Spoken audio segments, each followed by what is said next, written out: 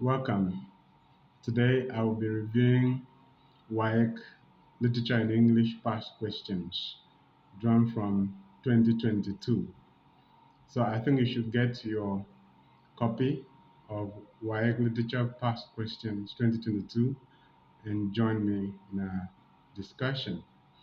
Question number one says a novel that features spiritual apparitions as major characters is A. Epistolary, B. Gothic, C. Historical. D. Sociological. The answer is B. Gothic. The Gothic novel has ghosts as characters, among other features like the depiction of horror.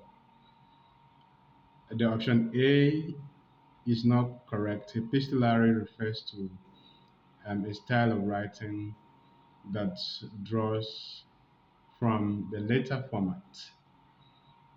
So an epistolary work is written in the form of a letter. A work of art is historical if it is a response to an historical event. Question 2 says the literary term describing individuals in a work of literature is A. Character, B. Protagonist, C. Narrator, D. Villain. The answer is A. Character. A term describing individuals in a work of art is character. The rest, protagonist, narrator, and villain, are all character types. For instance, a protagonist is usually a central character, the hero or heroine of the novel, whom the audience sympathizes with. The narrator is the person who tells the story.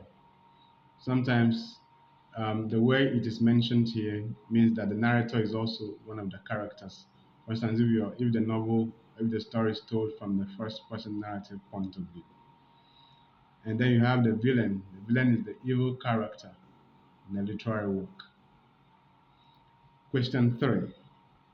Several hands stretched out for free meals at the refugee camp illustrates A. Antithesis, B. Euphemism, C. Laetitis, D. Synecdoche. The answer is D. Synecdoche because the the question illustrates a part-whole relationship where a part is used to represent a whole. For instance, you have several hands stretched out. The hands there refers to people, but the author does not want to use people. The author does not want to say several people stretched out their hands for free meals, right? So the author simply uses hands to represent people. So that um, figure of speech is synecdoche in literature, right? Antithesis is option A and refers to a literary trope in which a sentence has two parts with each of the parts contradicting the other. Euphemism refers to a figure of speech which uses a mild expression in the place of saying something unpleasant or surprising or ugly. So anytime you say something, put something in a mild way so as to avoid saying it in an unpleasant way or in the realm of euphemism. For instance, the old man has passed away, meaning that the old man has died. So has passed away is a milder way of saying that the old man has died. That's euphemism. Then laetitis refers to the use of a negative expression to imply something positive. For instance, if someone says, "You're not looking bad in that dress," that means you look good. All right. So instead of the person, it's a form of understatement. So instead of the person saying, "You look good," the person uses negative route to express something positive by saying you are not looking bad in that dress. Question 4. A short play performed between the acts of a bigger play for entertainment is a short play performed between the acts of a bigger play for entertainment is A. An in media res, B. An interlude, C. An incantation, D. Deus ex machina. The answer is B. An interlude. Option A is in medias res. It refers to a plot type where the events begin in the middle. And then another important option that requires explanation is Deus ex machina. That's option D. It is a Latin expression which means God on a machine or God from a machine, right? It is used to refer to an intervention by the supernatural in human affairs to resolve a hopeless situation. It can also be used as a plot resolution strategy when all hope is lost and then something miraculous happens, to intervene in a hopeless situation. That could also explain Deus ex machina. Um, but originally it refers to the supernatural coming on the stage um, on a chain to solve a hopeless situation, to save a hopeless situation. Um, Question 5. In literature, the two components of diction are A. Sentence construction and punctuation. B. Vocabulary and punctuation. C. Syntax and sentence construction. D. Vocabulary and syntax. I think we should go for D because D. Vocabulary and syntax. Vocabulary talks about word choice and syntax talks about context, where the context in which the word is used in an expression. Question 6. A story with elements that have both literal and figurative meaning is A. An allegory, B. A fable, C. Novella, D. An epistle. The answer is an allegory. An allegory is a story that has two levels of meaning, one literal and the other figurative. So a fable is a story that makes use of animal characters. Some fables can be allegorical if they have deeper meaning. C is a novella. Novella is a type of fiction that's smaller than the novel, beneath the novel. Then an epistle is a work that is written in the form of a letter. Question 7. My bounty is as boundless as the sea, my love as deep. The above lines illustrate A. Apostrophe, B. Epigram, C. Hyperbole, D. Euphemism. Now, the answer to this question is C. Hyperbole. This question is actually a repetition. Waec can and do repeat questions. And number 7 is an instance of that assertion. So my bounty is as boundless as the sea, my love as deep is an exaggeration. So it's C, hyperbole. Let us look at option A. Option A is apostrophe. Apostrophe in literature refers to an address to an entity or a person who is not present, but done in a way to suggest that the entity or the person is present and can respond. All right. I usually say that libation text is an instance of apostrophe. When you speak to someone who is not there, as if the person is there and can respond to what you're saying, you are already in the realm of apostrophe. Then epigram is option B. That is a short, witty saying. And then we already explained euphemism in the last one of the last previous questions. Question 8. In drama, catharsis is there A. Change of setting, B. Conflict between two characters, C. Resolution of conflict, D. Purging of emotions from tension. In drama, catharsis is the answer is D. Purging of emotions from tension. It's normally used in tragedy. Catharsis is a device in tragedy and refers to the purging of emotions. Read the extract below and answer questions 9 to 11. A little learning is a dangerous thing. Drink deep or taste not the pearl spring. The shallow draught intoxicates the brain, and drinking largely sobers you again. Little learning is a dangerous thing. Drink deep or taste not the pearl spring. The shallow draught intoxicates the brain, and drinking largely sobers us again.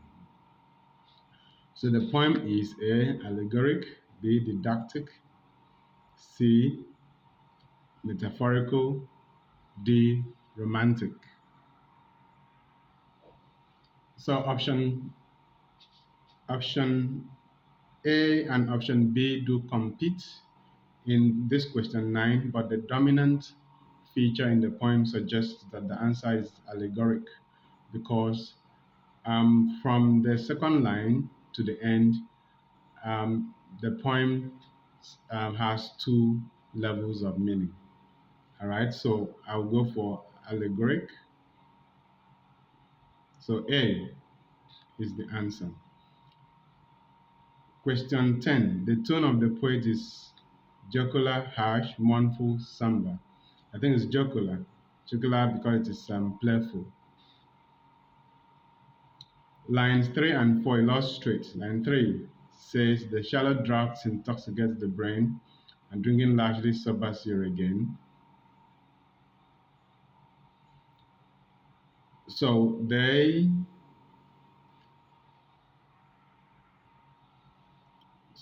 answer is A, antithesis, because the two lines contradict each other. The shallow draughts intoxicates the brain, and drinking largely sobers us again. Question 12. A word or phrase that is repeated at regular intervals in a poem or play is A. dirge, B. refrain, C. lullaby, D. verse. The answer is B. refrain. Now, option A is dirge, which is a type of poem that mourns the demise of someone or mourns a loss generally.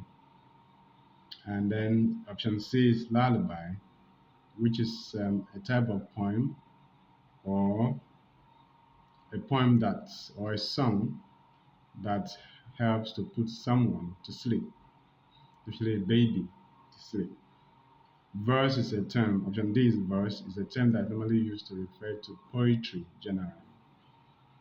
So a word or phrase that's repeated at regular intervals in a poem or play is refrain. That's option B for question 12. Question 13. The warriors conquered my men and my country illustrates the use of A. paradox, B. litetis, C. parallelism, D. zeugma. The answer is D. zeugma. I have a previous video where I explained why the answer is zeugma. So you could check it out. Then you have paradox. Paradox is a statement of contradiction. It's a statement of contradiction. Usually looks on the surface to be nonsensical or absurd, but at a deeper level, paradox usually makes sense. For instance, if you say, the child is father of the man. That's a paradoxical statement. Because how can the child be the father of the man? Right? But when you look at it in a deeper philosophical way, you will get the sense. Then I've already explained laïtetis. Then you have parallelism, which can be understood in two ways in, in literature. One is the use of parallel structures in an expression, and the other is anaphora, where a word or expression is repeated at the beginning of each line of a poem. Now, 14, question 14. Disguise in drama. Disguise in drama mostly portrays the theme of A. Known identity, B. Plain identity, C. Unknown identity, D. Mistaken identity. The answer is D. Mistaken identity. 15. Men swift to see things done do not run, they're commanding. In this question, two words are underlined which should draw our attention to what is going to be tested in the question. The words are done and run. So if you have your question paper, you should see that. So the underlined words exemplify A. Pun, B. End rhyme, C. Paradox, D. Internal rhyme. Men swift to see things done do not run, they're commanding. So based on the structure of the question, we could say that the answer to the question is B. The answer to the question is D, internal rhyme. All right? Because the word done rhymes with run. And it is internal rhyme because the rhyme occurs within the line of the poem and not at the end of the line. If it occurs at the end of the line, it would be end rhyme. That would be option B. And then a pun is a play on words. All right, I've already explained paradox in one of the previous questions. Then question 16. An aside in drama is used mostly to create a sense of admiration, B, conspiracy, C, greatness, D, superiority. So the answer is conspiracy. Okay, right? Because when the character speaks in an aside, when the character speaks, it is not meant to be heard by the other characters on the stage. It is meant to be heard by the audience. So that means the character is making a comment that is conspiratorial in nature against the other characters on the stage. Question 17. More haste, less speed illustrates the use of A. Anaphora, B. Paradox, C. Laïtetis, D. Synecdoche. Alright? More haste, less speed. The answer to the question is paradox. More haste, less speed illustrates paradox.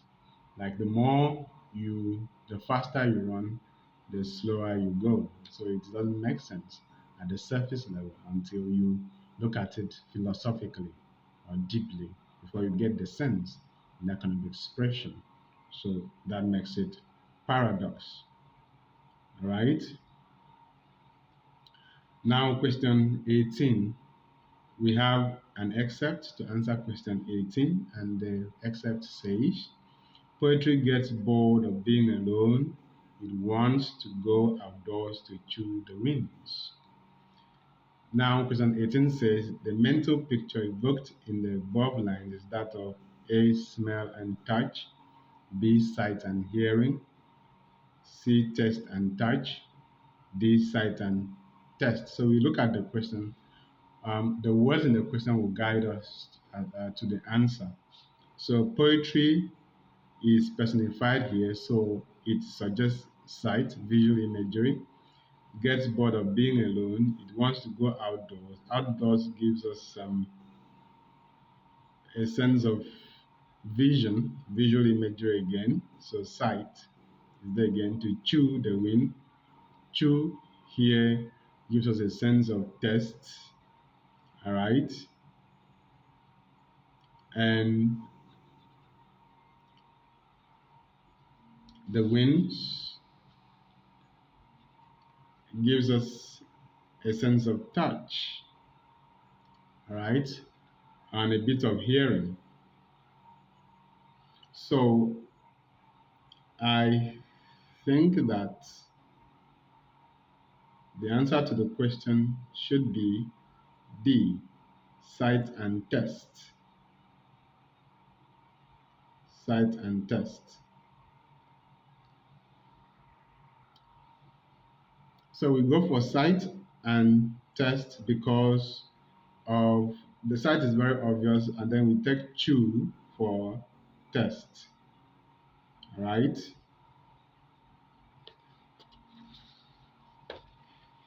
Question 19. A novel that recounts the adventures of a likable rogue is A. Panegyric, B. Gothic, C. Picaresque, D. Grotesque. The answer to the question is C. Picaresque. The Picaresque novel has a Spanish origin, and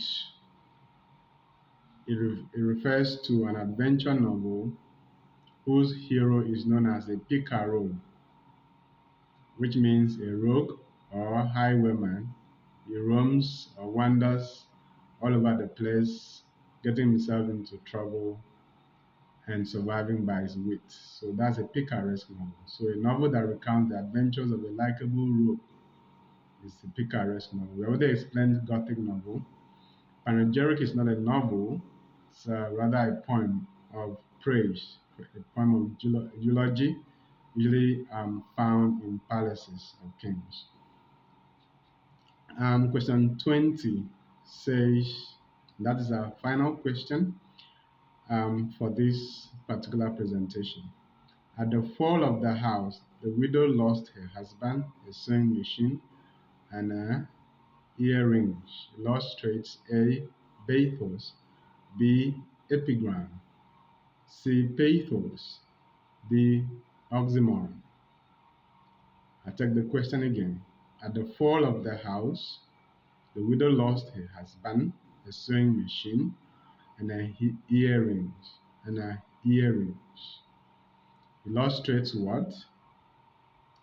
A. Bathos, B. Epigram, B. Pathos, D. Oxymoron. So the answer to the question is bathos. Another name for bathos is anticlimax, because that is what um, the excerpt illustrates. Okay, the loss is presented in an anticlimactic order where you have the most valuable object coming first, the house, then you have,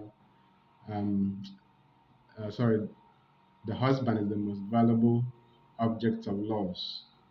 The husband, the sewing machine, then earrings. All right, so that demonstrates anticlimax, which is also known as bathos, which is option A, bathos. Then epigram is a short witty saying. Pathos refers to a passage or a work of art that evokes sympathetic human feelings, or emotions. Right? Then you have oxymoron. Oxymoron is used in literature to create what we call collocational clash. Two contradictory words are placed side by side to create effect in the minds of the reader. For instance, it was a happy, sad reunion. It was a happy, sad reunion. So that makes it oxymoron, happy, sad.